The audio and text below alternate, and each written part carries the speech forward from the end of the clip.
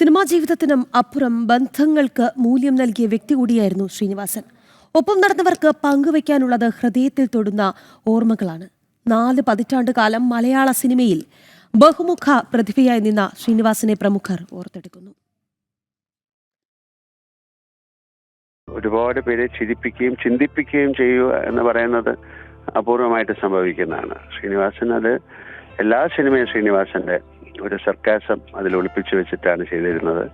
വളരെ സാധാരണക്കാരായിട്ടുള്ള ആൾക്കാരുടെ ഒരുപാട് പ്രോബ്ലംസ് ആ ഒരു ഇറയിൽ അങ്ങനെയായിരുന്നു അദ്ദേഹത്തിന്റെ. ഞങ്ങളുടെ കാലഘട്ടത്തിൽ ഉണ്ടായിരുന്ന സാമൂഹിക പ്രശ്നങ്ങൾക്ക് നേരെ വളരെ രസകരമായിട്ട് കൈ ചൂണ്ടിയ ഒരാളാണ് അദ്ദേഹം.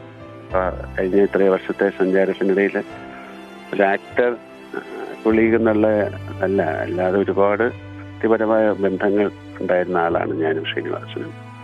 പ്രിയദർശനായാലും സത്യനന്ദിക്കാരൊക്കെ ആയാലും. അതിൽ നിന്നൊരാൾ പെട്ടെന്ന് പോകുക എന്ന് പറയുമ്പം വല്ലാത്തൊരു ദുഃഖം തന്നെയാണ്. അദ്ദേഹത്തിന് തീരെ സുഖമില്ലാതിരിക്കുന്ന ഒരു സമയമായിരുന്നു. ഇങ്ങനെ പെട്ടെന്ന് സംഭവിക്കുന്ന ആരും പ്രതീക്ഷിച്ചില്ല. എന്തായാലും ഒരുപാട് നല്ല സിനിമകൾ എഴുതിയ ഒരാളെന്ന നിലയിലും അതിനെ പ്രേക്ഷകരിലേക്ക് എത്തിക്കാൻ സാധിച്ച ഒരാളെന്ന നിലയിലും എൻ്റെ സിനിമാ ജീവിതത്തിലെ ഏറ്റവും നല്ല കഥാപാത്രങ്ങൾ തന്ന ഒരാളെന്ന നിലയിലൊക്കെ അദ്ദേഹത്തിൻ്റെ സ്ഥാനം എൻ്റെ മനസ്സിൽ വളരെ വലുതാണ്. അതെപ്പോഴും ഉണ്ടാകും. വല്ലാത്തൊരു പ്രത്യേക സൗഹൃദമുള്ള ഒരാളാണ്. പറഞ്ഞ പോലെ ഒരു അദ്ദേഹത്തെക്കുറിച്ച് കൂടുതൽ മനസ്സിലാക്കിയാൽ മാത്രമേ അദ്ദേഹത്തിനോടൊപ്പം സഞ്ചരിക്കാൻ സാധിക്കുള്ളൂ. അപ്പം അദ്ദേഹത്തെ അങ്ങനെ അറിഞ്ഞ കുറച്ച് ആൾക്കാരിൽ ഒരാളായിരുന്നു ഞാനും ശ്രീനിയുമായിട്ട് ചെയ്ത സിനിമകളൊക്കെ വളരെ രസകരമായ സിനിമകളാണെന്ന് ഞാൻ വിശ്വസിക്കുന്ന ഒരാളാണ് ഞാൻ. സുഹൃത്തുന്നതിലുപരി ഉള്ള ഒരാളാണ് അദ്ദേഹം. അപ്പം ഇങ്ങനെ ഒരാൾ നഷ്ടപ്പെടുമ്പോഴുള്ള ഒരു പ്രത്യേക മാനസികാവസ്ഥയാണ്.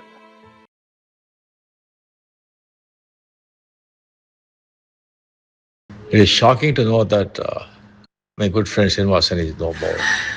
He was my classmate in Film Institute, excellent actor and a very good human being. Let his soul rest in peace. ഈ ഒരു സമയത്ത് ശരിക്കും പറഞ്ഞാൽ ഒന്നും പ്രതികരിക്കാൻ പറ്റാത്തൊരു സാഹചര്യമാണ്.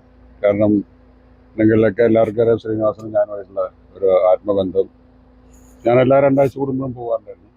ഇപ്പോൾ മിനിഞ്ഞാൻ സംസാരിച്ചിരുന്നു. അതിനിടയ്ക്ക് പുള്ളി ഒന്ന് വീണു. എന്നിട്ട് നടക്കാൻ ബുദ്ധിമുട്ടുണ്ടായിരുന്നു. അപ്പോൾ അത് കാരണം ചെറിയ സർജറി കഴിഞ്ഞു.